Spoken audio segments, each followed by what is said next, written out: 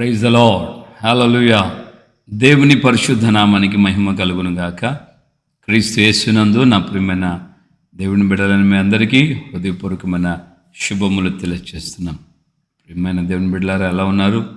ఇంతవరకు ఆయన మన యొక్క జీవితాల్ని ఆయన కృపతో కాపాడి సంరక్షించి నడిపిస్తూ వచ్చారు. అందుకే దేవునికి మహిమ కలుగును గాక.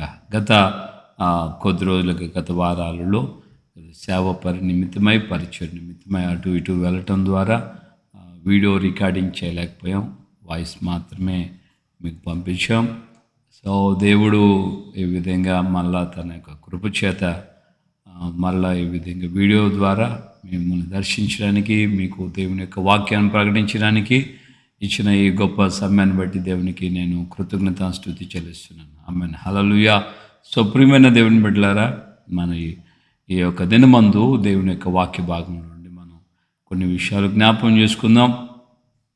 మార్కు సువార్త 4వ అధ్యాయము 35వ వచనం నుండి చివరి వరకు మనం గమనిస్తే, యేసయ్య తన శిష్యులను ప్రేరేపించాడు. మనము అద్దరికి వెళ్దాము అని ప్రేరేపించి చిన్న దోణిలో అందరు కలిసి ప్రయాణమై వెళ్ళారు.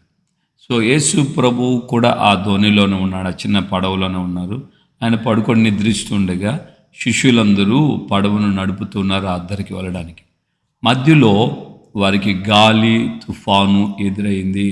సముద్రము ఆ గాలి చేత, ఆ యొక్క తుఫాను అలర్జడి చేత కెరటాలు ఉవ్వెత్తున లేచి పడుతూ ఎంతగా బీభత్సమైన వాతావరణం కనబడిందంటే, అక్కడ వాళ్ళు యేసు ప్రభుని పడుకొని ఉన్న యేసు ప్రభు దగ్గరికి వెళ్ళి ముక్కుమ్మడిగా అందరూ ఆయన లేపుతూ అంటున్న మాట ఏంటంటే, బోధకుడా బోధకుడా, మేము నశించిపోతున్నాము అంటూ ఆయన నిద్రలేపారు. సో ఆయన నిద్రలేచి గాలిని సముద్రమును గద్దించగా అవి మిక్కిలి నెమ్మలమాయును అని రాయబడి. అదే సమయంలో ప్రభు ఆ 12 మంది శిష్యుల్ని చూసి అడిగిన ప్రశ్న ఏంటంటే, మీరు ఎందుకు భయపడుచున్నారు? మీకు నమ్మిక లేదా? మీకు విశ్వాసం లేదా? మీరెందుకు భయపడుతున్నారు? సో యేసు ప్రభుతోనే ఉన్నప్పటికీ కూడా వారు యేసు ప్రభువులో ఉన్నటువంటి శక్తిని, యేసు ప్రభువులో ఉన్నటువంటి బలమును, యేసు ప్రభు యొక్క ఆధిపత్యాన్ని వారు గ్రహించలేకపోతున్నారు.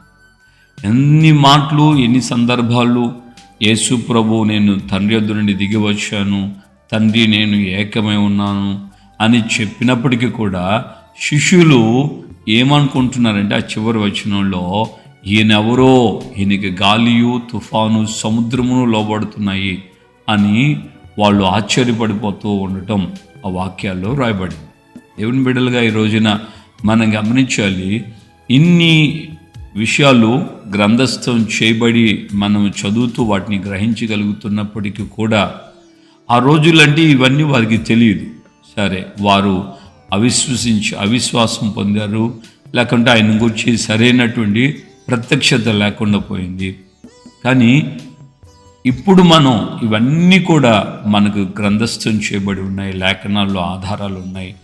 యేసు ప్రభు కాలానికి ముందు ఉన్న పాత నిబంధనలో తండ్రి చేసిన కార్యాలు, పరిశుద్ధాత్మ దేవుని ద్వారా జరిగిన కార్యాలు, క్రొత్త నిబంధనలో కూడా యేసు ప్రభు శరీరుడిగా మన మధ్య నివసించినటువంటి దినాల్లో జరిగిన కార్యాలు అన్నీ గ్రంథస్థము చేయబడి ఉన్నప్పటికీ కూడా దేవుని బిడ్డలారా, మరి మనం ఎందుకు భయపడుతున్నాం? ఆ దినాల్లో శిష్యులకి యేసు ప్రభు మాటకి సముద్రం, గాలి, తుఫాను లోబడుతుందని తెలియదు. సో ఈ దినాల్లో మనకు తెలుసు కదా, ఆ రోజుల్లో యేసు ప్రభు గద్దించినప్పుడు అవి నెమ్మలమాయనని మనం తెలుసుకున్నాం కదా, విన్నాం కదా, చదువుతున్నాం కదా. మరి ఇలాంటి పరిస్థితుల్లో మనం ఎందుకు నమ్మటం లేదు? మన జీవిత యాత్రని ఈ పడవలో, ఈ నావలో మనం ప్రయాణం సాగిస్తున్నాం. ఒకవేళ నువ్వు ఒంటరిగానే వెళ్తూ ఉండొచ్చు, లేక నీ కుటుంబీకులతో కూడా కలిసి నీ వెళ్తూ ఉండొచ్చు. సో ఎనీవే, నీ ప్రయాణం యేసు ప్రభుతో కూడా ఈ ఓడలో, ఈ జీవిత యాత్రలో కొనసాగించబడుతున్నావు. మరి ఈ పరిస్థితిలో నువ్వెందుకు అధైర్యపడుతున్నావు? నీకు ఎదురైనటువంటి సుడిగాలను గురించి, నీకు ఎదురైనటువంటి అలల గురించి, నీకు ఎదురైనటువంటి ఇబ్బందుల గురించి, కలవరాల మధ్యలో నువ్వెందుకు ఆధారపడుతున్నావు? అమ్మో చచ్చిపోతానేమో, ఇక నా భవిష్యత్తు అయిపోయింది, నా బ్రతుకింతే అన్నట్లుగా ఎందుకు నువ్వు కృంగిపోతున్నావు? ఈ అలజడులు ఒకవేళ నీ పిల్లల మూలంగా రావచ్చు, నీ భర్త మూలంగా రావచ్చు, లేక నీ భార్య మూలంగా రావచ్చు, నీ ఇరుగు పొరుగు వాళ్ళ ద్వారా, అన్నదమ్ముల అక్క చెల్లెల ద్వారా, నీకు బయట వారి ద్వారా, ఇంట్లో వారి ద్వారా ఏ విధంగా వచ్చినా నీ అలజడులకి, నీ ఇబ్బందులకు, నీ అవమానాలకి, కన్నీళ్ళకి కారణమైన ఏ సమస్య ఎదుర్కొంటున్నప్పటికీ నా ప్రభువు నాతో కూడా ఉన్నాడు, ఆయన సెలవు చొప్పునే నేను ఈ యాత్రను చేస్తున్నాను అన్న ధైర్యం మనకెందుకు రావట్లేదు? యేసయ్య ఆ రోజున వారిని అడిగినట్లుగా మీరెందుకు భయపడుతున్నారు? మీరు ఇంకనూ నమ్మలేదా? మీకు ఇంకనూ విశ్వాసం కలగలేదా నా మీద అంటూ ఆయన వారిని ప్రశ్నించారు. దేవుని బిడ్డలుగా ఈ రోజున మనం దేవుని యొక్క సన్నిధిలో ఇదే మాటను ఆత్మమూలముగా ఎదుర్కొంటున్నాం. మీరెందుకు భయపడుతున్నారు? మీరెందుకు కలవరపడుతున్నారు? ఇప్పుడున్నటువంటి పరిస్థితులను బట్టి, ఇప్పుడున్నటువంటి గవర్నమెంట్లను బట్టి, ఇప్పుడున్నటువంటి చట్టాలను బట్టి, ఇప్పుడున్నటువంటి పరిస్థితులను బట్టి నువ్వెందుకు కలవరపడాలి? నువ్వెందుకు భయపడాలి? ఒకవేళ నీ ప్రాణం పోతున్న దైవజనుడు పౌలు మనకు నేర్పించాడు కదా, క్రీస్తు ప్రేమలో ఉండి ఎవడు మనల్ని ఎడబాపలేడు. ఒకవేళ మన ఆత్మను ఎవడు ఏం చేయలేడు, కానీ ఒకవేళ మన దేహాన్ని మాత్రమే హింసించగలడు.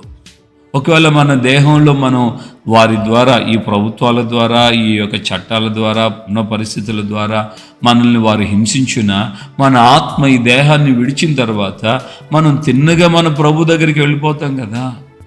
అంతకు మించిన భాగ్యమే ఉంది? అంతకు మించినటువంటి ఆ యొక్క అదృశ్యం ఏముంటుంది? ఎందుకు మనం కలవరపడాలి? ఇప్పుడున్నటువంటి పరిస్థితులను బట్టి, ఇప్పుడున్నటువంటి చట్టాలను బట్టి, ఇప్పుడున్నటువంటి ప్రభుత్వాలను బట్టి ఎందుకు మనం కలవరపడుతున్నామని మనం ఎందుకు అనుకోవాలి? నిశ్చయముగా ప్రభు ఈ రోజున నిన్ను కూడా అడుగుతున్నాడు, నీవెందుకు భయపడుచున్నావు? ప్రియమైన దేవుని బిడ్డలారా, ఆయన లేచి నిలుచుని తుఫానును, గాలిని, సముద్రమును గద్దించి మిక్కిలి నెమ్మలమైపో అనగానే అవన్నీ మిక్కిలి నెమ్మలముగా మార్చబడిపోయి మన ప్రభు మనతో కూడా ఉన్నాడు కదా. ఈ చిన్న ధోనిలో, చిన్న జీవితంలో, ఈ చిన్న పడవలో, చిన్న యాత్రలో నీకు కూడా దేవుడు ఆ శక్తిని ఇస్తున్నాడు, నీకు కూడా ఆ పవర్ ఇస్తున్నాడు. నీవు కూడా లేచి గద్దిస్తే నిత్యముగా నీ మాటకు అవి కూడా లోబడతాయి. ప్రకృతిని కూడా దేవుడు నీ మాటకు లోబడేటట్లుగా చేస్తాడు. ఎందుకంటే ఆయన నివాసం నీలో ఆయన కలిగి ఉన్నాడు కనుక నీ మాటను తన మాటగా ఆయన పంపి ఆ మాటను రూఢిపరుస్తాడు, స్థిరపరుస్తాడు. ప్రవక్త అయిన యెషయా ద్వారా ఆయన చెప్పించాడు కదా, నీ నోట నా మాట ఉంచి నా చేతి నీడలో నిన్ను కప్పి ఉన్నాను. నేను ఎంతో ఇష్టపడతాను ఈ వాక్యాన్ని. ఆ మాట అనేక పర్యాలు దేవుని యొక్క పరిచర్యకు వెళ్ళినప్పుడు అనేక సందర్భాల్లో ఈ మాట ద్వారా బలం తెచ్చుకుంటాను. ఎందుకంటే ఆ పరిచర్యలో సువార్త మీటింగ్లు కావచ్చు, లేకుంటే ఇంకేదైనా పరిచర్యలో ఇంకెక్కడికి దేవుడు నన్ను పంపినా ఆ చోటల్లో కూడా నేను నమ్ముతున్న స్థిరమైన మాట ఏంటంటే, దేవుని సేవకుడిగా నా నోట నుండి ఆయన మాట్లాడతాడు, ఆయన మాటే బయలుదేరుతుంది కనుక ఆ మాటకు విలువ ఉంది అని నేను నమ్ముతుంటాను. ఆ ప్రియమైన దేవుని బిడ్డలారా, నీవు కూడా ఆ విధంగా నమ్మిక ఉంచి నీకు ఎదురవుతున్న పరిస్థితుల్లో, నీకు ఎదురవుతున్నటువంటి ఏ సిచ్యువేషన్ అయినా సరే నీవు కమాండింగ్ చేయగలిగినట్ల అటువంటి పవర్, అటువంటి శక్తి, అటువంటి ఆ యొక్క స్థాయి దేవుడిని నీకు అనుగ్రహిస్తున్నాడు. ధైర్యం తెచ్చుకొని నీవు కూడా లేచి నీ కుటుంబ పక్షాన నువ్వు లేవాలి, నీ బంధువుల పక్షాన నువ్వు లేవాలి, నీ సంఘం పక్షాన నువ్వు లేవాలి. లేచి నిలుచుని గద్దిస్తే అవన్నీ నెమ్మలమైపోతాయి. నీ జీవితంలో వ్యక్తిగతంగా నీవు కూడా నీ కొరకు నువ్వు లేచి నిలబడి గద్దించితే అద్భుతం దేవుడు జరిగిస్తాడు. ప్రార్థన చేసుకుందాం. ప్రేమగల తండ్రి, మీ పాదాల స్తోత్రాలు. ఉదయకాలం ముందు నాతో మాట్లాడి మమ్మల్ని మీరు ధైర్యపరిచారు, బలపరిచారు, అందుకే స్తోత్రాలు. నిజమే ప్రభా, అయ్యా మీరు ఆ ధోనిలో ఉన్నారు కనుక వారు మిమ్మల్ని బ్రతిమలాడినప్పుడు మీరు లేచి నిలుచుని గద్దించారు. అప్పుడు అవన్నీ నెమ్మలమైపోయాయి.